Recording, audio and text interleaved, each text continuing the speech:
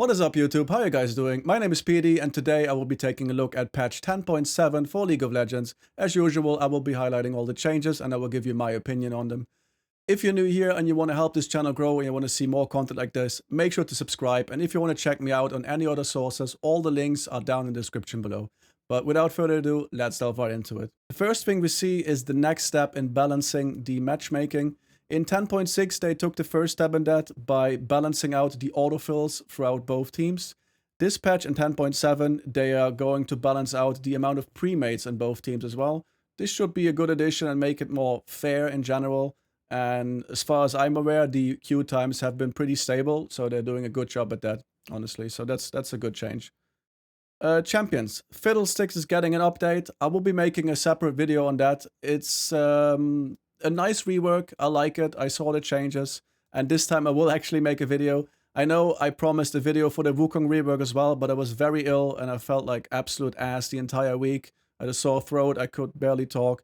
So at this point, I don't feel like it's relevant to make a Wukong video anymore, but Fiddle is very new and fresh, and I will definitely push out a video this week. If I don't, send me a message, tell me that I suck, and tell me I'm bald, and yeah, but you won't have to, because I will definitely make a video on that very soon, somewhere this week. Next up, Akali. Akali is getting a small buff, because obviously her win rate is still abysmal. She has been hit pretty hard by the nerfs, and now they're trying to get her up a little bit. This time what they're doing is they're reducing the cooldown on her ultimate on level 1 and on rank 1 and rank 2.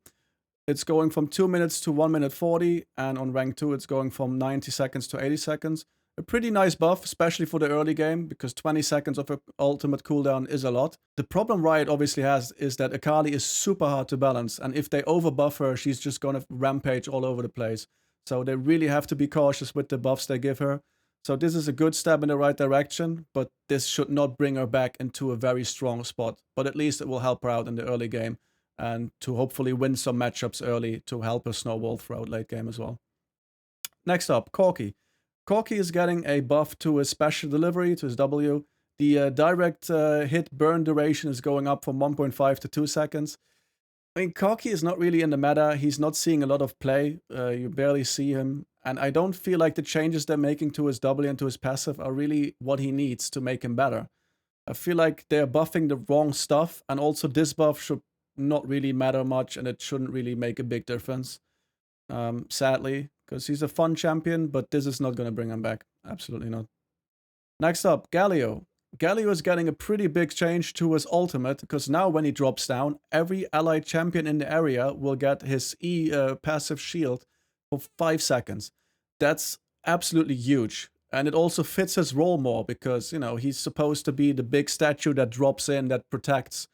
And normally it only does a knock-up and damage. Now it actually gives everyone a magic shield around him, which is a huge change. And I feel like that can really make a big difference to him and spike his power, especially also as a support.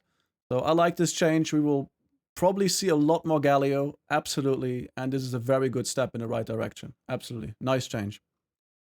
Next up, Garen. Garen is getting a couple of nerfs. First of all, his passive is getting nerfed. The cooldown is getting increased from 7 to 8 seconds. And then the movement speed duration on his Q is getting lowered quite a lot on earlier levels. And it's getting a slight 0.1 second buff on rank 5. This will hurt his early game because he can't chase you down as much. It will not do anything to his damage, so he's still going to be a very strong champion. The cooldown on his passive is a decent nerf, but it's not going to affect him too much. You just have 1 second more to get your stuff in before he can go on you again. So overall, it's making him a little weaker, and it's going to make him not chase you down as much with his Q, but he's still extremely strong, so not too big of a nerf to make him not good anymore, obviously. Next up is Ivern. Ivern is getting 2 changes. The first thing, his E is getting a damage buff, and his ultimate cooldown is getting reduced. Ivern is actually in a pretty decent spot. He has a pretty good win rate. It's like 51%, I believe. I don't really see him that much, and I feel like he's just such a boring champion to play, but that's obviously just my opinion. And these changes should help him out actually a lot, because the damage buff is quite nice, and I'm pretty sure you max your E. And the cooldown reduction on his ultimate, especially on early levels, from 160 to 140 is also pretty nice. So this should push him up a lot, and this is a good help for him to make him even more stand out in the meta, make him see more play. Absolutely.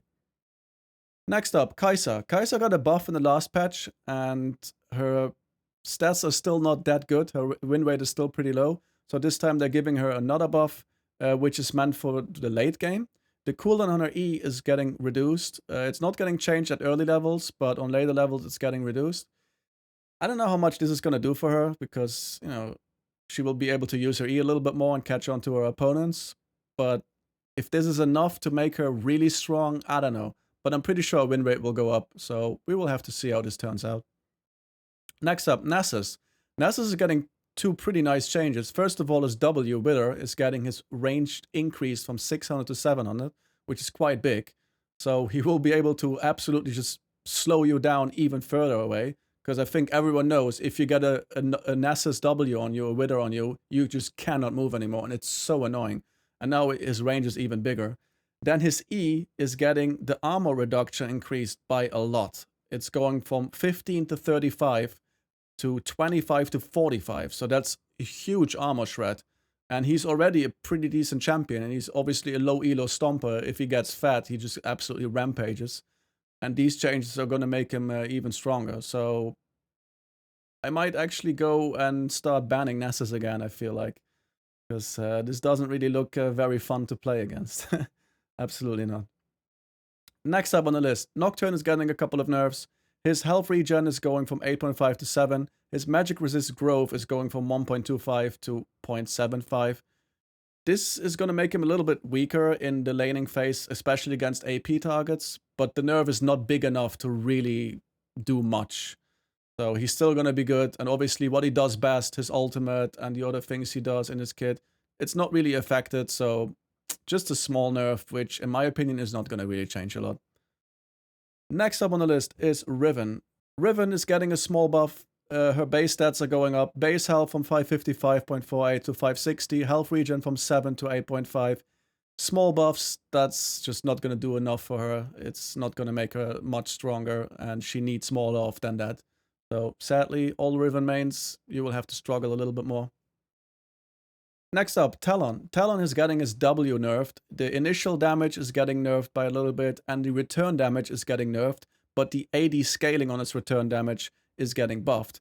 Obviously, this is done to hurt his wave clear, because Talon just fucking one-shots a wave, and then he just roams with his super speed and everything, and he can just hop over walls.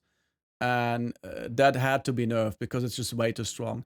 Now he will do less damage to the wave. He can't just one-shot waves with his W and just start roaming. But in the late game, it's not going to affect him too much, because the damage scaling on his W, the bonus attack damage, is going up from 0.6 to 0.7. So only the early game is weaker. The late game should be pretty much the same, which is a good nerf, because, yeah, like I said, I think he needed one, because he's way too strong with roaming. He just one-shots the wave, and he just goes up. You just don't know where he comes, and he just jumps over a wall and he just ganks bot lane, he ganks top lane. So that's a nice nerf, and it was needed. Next up on the list, Wukong. Wukong, ever since he got the rework, has been absolutely broken. He had a super high win rate. I think it spiked to like 55% or something at one point. So they're doing two things to him. The bonus armor on his passive is getting nerfed from 5 to 11 to 5 to 9. So that's going to make him easier to kill in the late game. It's going to make him a little less tanky. And the damage on his E is getting nerfed as well, also for the late game. So it's going to make his late game burst damage a bit lower, and the passive makes him a little less tanky, which is a good change, but it's still going to make him, he's still going to be strong. Like, this is not going to destroy him or anything. He's just going to be a little weaker, and he absolutely needed that nerf, because he was just overpowering everything. And after the rework, he was just way too broken. So that's it's a nice step in the right direction, but he's still going to be really good. Xin Zhao, next up on the list. He is getting his base heal on his passive increased at later levels, which is good. It's not going to affect his early game, obviously, which, you know, he's already very strong early. It's just going to make him a bit stronger late game. How much stronger, it's difficult to tell. I mean, he falls off quite a lot, right? So you just want to destroy in the early game. It's like Olaf and other champions like that, where if you don't get an early lead, in the late game, he's just not as good. This is going to counter that a little bit, but overall, I still think, like, he's obviously still an early game champion. It's just going to help him a little bit, but not enough to make him a really good late game carry or anything. So it's just a small change. Next up, we have some changes to runes. First of all, conditioning, which is pretty much a must-have on tanky champions. The activation time is going from 10 minutes to 12 minutes. The conditioning rune gives you armor and magic resist. It used to be at the 10-minute mark that you get it. Now it scales to 12 minutes, so you will have to wait 2 minutes longer to get those bonus stats, which is it's a nerf to tanky champions and anyone that uses it for the early game. And it gives the counter opponents to these champions 2 minutes longer to do something and to be more effective and to gain a lead. It's a nice nerf. It's good. Obviously, it's still the rune is still very strong and pretty much a must pick. Because from 12 minutes on it still activates. But it's nice that they nerf it a little bit in the early game. I agree. I think it's a good change. Phase Rush. Phase Rush is getting a buff, but only for melee champions. From 30 to 50% in movement speed, it's going to 40 to 60% on melee champs. Phase Rush is not really used that much on melee champs. It's not really a good rune on them. Mostly it's more on ranged champions. This might make a couple of melee champs pick it more, and this might also be a good counter to ranged Phase Rush champions. So if you now are playing a top laner and you're playing against a Phase Rush opponent, maybe as a melee champ you will now consider taking Phase Rush to counter the enemy Phase Rush. But overall, I don't think like it's gonna see too much play. It's a nice buff, but if you buff something that's rarely used, it's still not gonna affect the meta too much, at least not in my opinion. This brings us to the end of today's video. If you liked it and it was helpful, make sure to give me a thumbs up down below. Make sure to comment down below as well what you thought about the patch notes and about this video. If you want to check me out anywhere on Twitch, on social media, or you want to join my Discord, all the links are down below in the description. Thank you guys so much for watching. I love you all, and I will see you in the next video. Bye bye.